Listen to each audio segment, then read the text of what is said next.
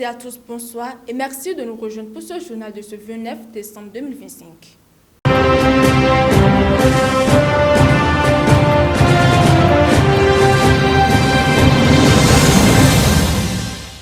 Nous démarrons cette édition avec l'actualité africaine, précisément en République démocratique du Congo, où une vive polémique secoue l'armée. Le porte-parole des forces armées de la RDC, le général-major Sylvain Ekenge, a été suspendu de ses fonctions après des propos tenus samedi dernier sur la télévision publique, jugés choquants à l'égard des femmes Tutsis. Lors de son intervention, le général avait également évoqué une supposée stratégie d'infiltration du Rwanda, passant par des relations familiales ou matrimoniales, citant explicitement des femmes Tutsis. Des déclarations qui ont provoqué une vague d'indignation dans un contexte déjà très tendu à l'est du pays, où les combats se poursuivent contre la FC M23, un groupe armé soutenu par Kigali selon Kinshasa. Dans un communiqué publié ce lundi, l'état-major général des FARDC a fermement condamné ces propos, les jugeant incompatibles avec les valeurs républicaines et les missions constitutionnelles de l'armée. Il précise qu'il ne reflète ni la position officielle de la RDC, ni celle du président Félix Tshisekedi, ni celle du gouvernement. Conséquence immédiate, le général Sylvain Ekenge est suspendu de ses fonctions de porte-parole. Aucune sanction n'a en revanche été annoncée contre la télévision nationale qui a diffusé l'intervention. Direction l'Europe où les urnes ont parlé après des mois de blocage politique. Au Kosovo, le parti du Premier ministre sortant Albin Kurti est arrivé en tête des élections législatives anticipées organisées dimanche dernier. Selon les premiers résultats officiels, son parti frôle les 50% des suffrages. Ce scrutin avait été convoqué après une année d'impasse politique. Avec près de 49,8% des voix, le parti pourrait obtenir jusqu'à 56 sièges sur 120, sans toutefois atteindre la majorité absolue. Albin Kurti s'est engagé à agir rapidement pour former un nouveau gouvernement, appelant les partis d'opposition à coopérer dans l'intérêt du pays. La campagne a largement été dominée par les questions économiques.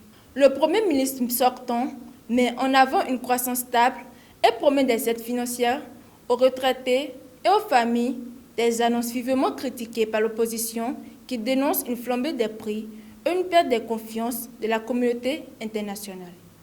Après l'Europe en direction le Moyen-Orient où la crise économique et les tensions diplomatiques continuent de peser lourdement sur la région. En Iran, la colère monte dans les rues de Téhéran. Pour le deuxième jour consécutif, des commerçants ont fermé leurs boutiques ce lundi 29 décembre pour protester contre la dégradation rapide de la situation économique et l'effondrement de la monnaie nationale. Selon plusieurs agences de presse locales, des rassemblements ont eu lieu autour de plusieurs bazars du centre de la capitale. Des manifestants réclament une intervention urgente du gouvernement pour stabiliser le taux de change et mettre en place une stratégie économique claire. Le rial iranien a en effet atteint un niveau plus bas historique face au dollar sur le marché parallèle, dépassant désormais 1,4 million de rials pour un dollar contre 820 000 il y a un an. Cette chute brutale alimente une inflation galopante et une forte volatilité des prix, rendant toute activité commerciale presque impossible selon les commerçants. Cette crise est aggravée par le rétablissement récent de sanctions internationales liées au programme nucléaire iranien, alors que les négociations avec les États-Unis sont au point mort. Le président iranien accuse les puissances occidentales de mener une guerre totale contre son pays, tout en promettant de lutter contre l'inflation et la vie chère. Toujours au Moyen-Orient pour finir, mais sur le terrain diplomatique, cette fois-ci, une rencontre décisive est attendue entre deux alliés clés. Le Premier ministre israélien Benjamin Netanyahu rencontre ce lundi 29 décembre le président américain Donald Trump à Mar-a-Lago en Floride. Au cœur des discussions, la venue de la trêve à Gaza, alors que la mise en œuvre de sa deuxième phase semble aujourd'hui dans l'impasse. Cette étape prévoit notamment le désarmement du Hamas, un retrait progressif de l'armée israélienne de la bande de Gaza, ainsi que le déploiement d'une force internationale de stabilisation.